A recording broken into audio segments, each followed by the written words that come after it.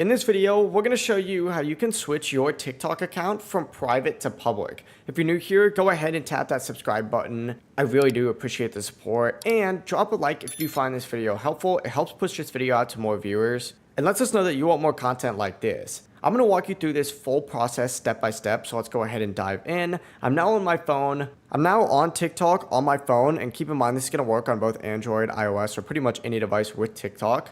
But once you get on your phone, as you can see, you're going to want to go ahead and head over to this little account section by going to the profile button in the bottom right corner.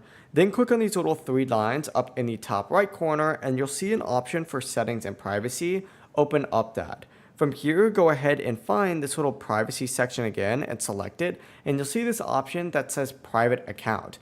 If you do have a private account currently turned on, it'll look something like this. And all you need to go ahead and do in order to go ahead and make your account public again is simply go ahead and tick that back off. It'll say switch here. Go ahead and tap switch to confirm it. And just like that, your account is now going to be public. It is super easy to go ahead and do. There's also a bunch of other settings on here that you can explore, whether you're wanting to have your account suggested to others or if you want to adjust other safety features to your liking, you're able to do so. But that's it. If this video helped you out, don't forget to subscribe for more TikTok tutorials. And of course, make sure to leave a like. It really does help out the channel. I'll see you guys in the next video. Peace.